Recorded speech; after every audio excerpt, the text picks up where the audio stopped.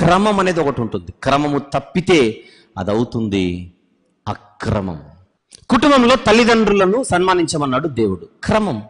తల్లిదండ్రులను గౌరవించమన్నాడు దేవుడు, క్రమం. తల్లిదండ్రులకు విధేయులు కమ్మన్నాడు దేవుడు, క్రమం. అన్నాడా? లేకపోతే చదువుంటేనే చదువున్న తల్లిదండ్రులకు లోబడమని చెప్పాడా?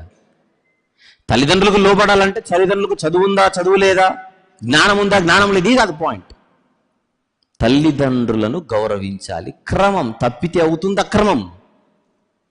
కాలేజీకి వెళ్ళిన బిడ్డ కాలేజీకి వెళ్ళాలి. నేను సినిమాలు షికారులు తిరుగుతానంటే కుదరదు. వాళ్ళు కష్టపడి ఫీజులు కట్టేది దేనికి? రోడ్లు వెంబడి తిరగడానిక? క్రమం. వయసుకొచ్చిన బిడ్డ, వయసుకొచ్చిన కుమారుడు, తండ్రి కష్టపడుతున్నాడు, వీడు మాత్రం గాలి తిరుగుతున్నాడు. అనుకుంటే తాను కూడా ఇప్పుడు నడుముంచి కష్టపడి తండ్రి 10 రూపాయలు సంపాదిస్తే కనీసం 2 రూపాయలను సంపాదించే అవకాశం ఉంది, కానీ సంపాదించాడు.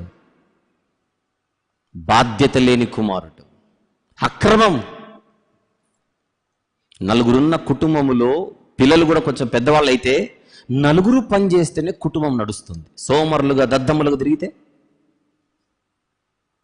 అక్రమం.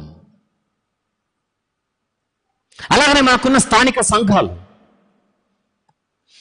సంఘాలు అనగానే పెద్దల విభాగం ఉంటుంది, అధ్యక్షుల విభాగం అంటారు, కాపర్ల విభాగం అంటారు, నాయకుల విభాగం అంటారు, పెద్దల విభాగం అంటారు దాన్ని. వారి క్రింద పరిచారకుల విభాగం అనేది ఒకటి ఉంటుంది. నాయకులు పనిచేయాలి, క్రిందున్న పరిచారకులు పనిచేయాలి, పరిచర్య చేయి స్త్రీలు పనిచేయాలి, యవనస్తులు పనిచేయాలి. సండే స్కూల్ పిల్లలు కూడా వయస్సులో మాత్రమే కాకుండా జ్ఞానమందు వర్ధిల్లాలి. ఇదంతా జరిగితే స్థానిక సంఘం ఎలా నడుస్తున్నట్టు? క్రమంగా.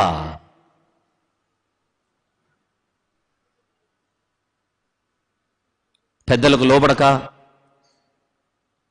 పెద్దలకు విధేయులు కాకుండా ఇష్టానుసారంగా మేము నడుస్తామంటే ఏ స్థానిక సంఘంలోనైనా అది అక్రమం. There must be some protocol to follow. అవునా?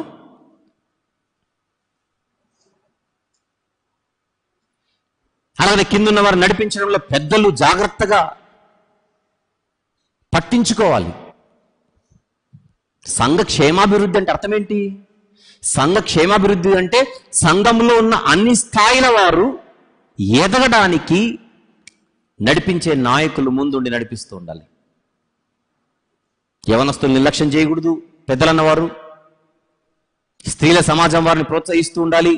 వారి పరిధిలో వారు ఆత్మీయంగా ఎదగడానికి జ్ఞానవంతురాలు తన ఇంటిని ఏం చేస్తుంది? కట్టుకుంటుంది. అలా వారు తమ కుటుంబాలను కట్టుకునేలా వెనకలుండి ప్రోత్సహించాల్సిన అవసరం ఉంది. చిన్నపిల్లలు, సండే స్కూల్ పిల్లలు అంటే జనరల్గా మనం ఏమనుకుంటామంటే పిల్లలు కదా అనుకుంటాం. అసలు భవిష్యత్తులో ఈ సంఘాన్ని నడిపించవలసినటువంటి భారం అంతా దేవుడు వారి మీదనే ఉంచుతాడు ఫ్యూచర్లో. నేటి బాలలే పౌరులు కాదు, రేపటి బాధ్యత కలిగినటువంటి సంఘ పెద్దలుగా మారిపోతారు. నేటి బాలలే రేపటి పెద్దలు. పని తెలిసిన పెద్దలుగా వారు మారాలి, బాధ్యత కలిగిన పెద్దలుగా వారు మారాలి. అదంతా మారాలంటే విత్తనాలు గట్టిగా పడాలి. సండే స్కూలే అని అనుకోకూడదు, భవిష్యత్ అంతా వాళ్ళదే.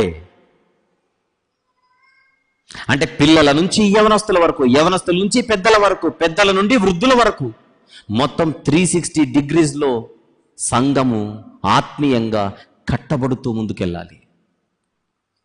దీన్ని క్రమం.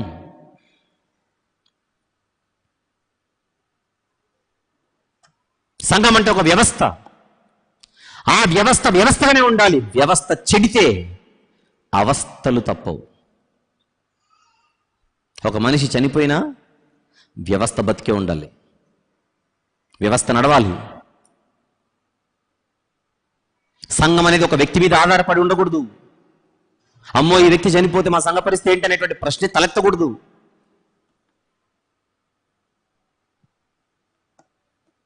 ఎవరికి వాళ్ళు సొంత నిర్ణయాలు తీసుకొని ముందుకెళ్లే పరిస్థితులు ఉండకూడదు మన స్థానిక సంఘాలలో. దాన్నే సంఘ క్రమం అంటాం, అంతేనా? చర్చ్ డిసిప్లిన్, సంఘ క్రమం. ఆ సంఘ క్రమాన్ని అందరూ ఫాలో కావాలి. పౌలు గారు, బర్నబా గారు లాంటి వారే అంతియొకయ సంఘము చేత పంపబడ్డారు. సంఘము చేత పంపబడ్డారు. సంఘము చేత పంపబడ్డారు. మన స్థానిక సంఘంలో ఫర్ ఎగ్జాంపుల్ చెప్తాను. మన స్థానిక సంఘంలో ఒక 10 మంది వాక్యం చెప్పే వాళ్ళు ఉన్నారు అనుకోండి కాసేపు. ఈ 10 మందిలో ఒక వ్యక్తిని ఎక్కడ ఉన్నటువంటి ప్రాంతం వాళ్ళు మా ఊర్లో వాక్యం చెప్పని పిలిచారు. క్రమం అంటే ఏంటో చెప్పే ప్రయత్నం చేస్తాను. ఎగ్జాంపుల్గా మన స్థానిక సంఘంలో 10 మంది ఉన్నారు వాక్యం చెప్పేవారు. ఈ 10 మందిలో ఒక సోదరుడిని ఎక్కడ ఉన్నటువంటి ప్రాంతం వారు వాక్యం చెప్పడానికి ఆహ్వానించారు. ఇప్పుడు ఈ వాక్య పరిచారకుడు ఏం చేయాలి? దాన్ని సంఘం దృష్టికి తీసుకొని రావాలి. వ్యవస్థ కదా. పలానా ప్రాంతం వారు, పలానా ప్రాంతంలో ఉన్నటువంటి వారు వాక్యం చెప్పడానికి నన్ను పిలిచారు. మన సంఘ షెడ్యూల్లో అదే రోజున ఏమైనా ఉందా? నేను వెళ్ళడం సంఘానికి అనుకూలమేనా? సంఘం అంటే పైన ఒక అడ్మినిస్ట్రేషన్ డిపార్ట్మెంట్ ఉంటుందిగా. ఈయన కూడా పెద్దలలో ఒకడే ఉండొచ్చు, నాయకులలో ఒకడే ఉండొచ్చు. కానీ తన తోటి పెద్దల దృష్టికి అది తీసుకొని రావాలి. తన తోటి పెద్దల దృష్టికి అది తీసుకొని వస్తే అదే రోజు సంఘ షెడ్యూల్ ప్రకారంగా ఈయన ఖాళీగా ఉంటే, సంఘ షెడ్యూల్ ప్రకారంగా ఈయనకి ఏమీ లేకపోతే, అప్పుడు ఈయన ఆ ప్రాంతానికి సంఘము చేత పంపబడాలి. ఎవరికి వాళ్ళు వెళ్ళిపోతే ఈయన ఈ ఊరికి వెళ్తాడు, ఆయన ఆ ఊరికి వెళ్తాడు, ఇంకొక ఆయన ఈ ఊరికి వెళ్తాడు. 10 మంది 10 ఊర్లకు వెళ్ళిపోతే ఇక్కడ సంఘం ఏం కావాలి?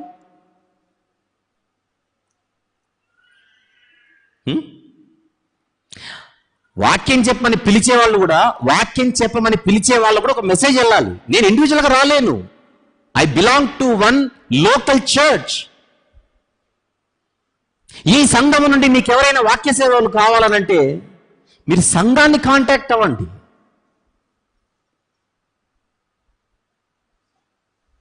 అప్పుడు సంఘం పంపిస్తుంది. ఎవరు పంపిస్తుంది?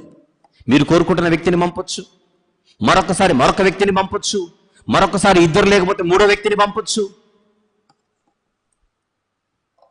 దీన్ని ఏమంటాం? ప్రోటోకాల్, పద్ధతి.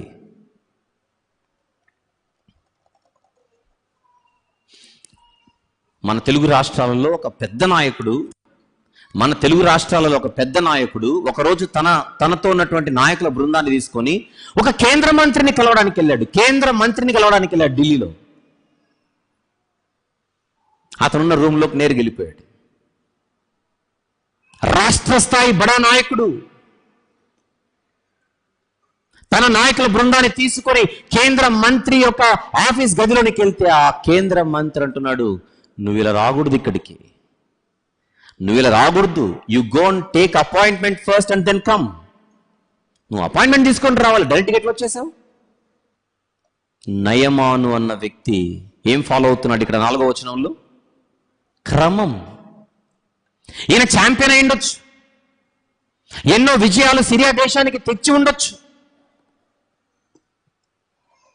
ప్రజల మధ్య తనకెంతో గుర్తింపు ఉండొచ్చు, పేరు ఉండొచ్చు, అతని పేరు మారు మ్రోగిపోతుండొచ్చు.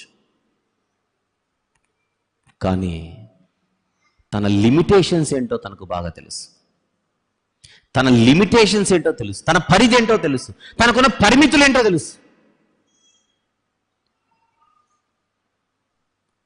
ఇది చాలా అవసరం.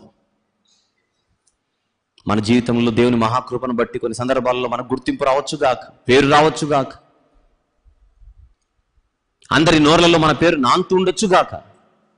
కానీ ఎంత ఎదిగినా, ఎంత హెచ్చింపబడినా మనం ఎప్పుడు మన పరిధిని మర్చిపోకూడదు, మన పరిమితులను మర్చిపోకూడదు, మనకున్న క్రమాన్ని మర్చిపోకూడదు. దాన్ని ఫాలో అవ్వాలంతే.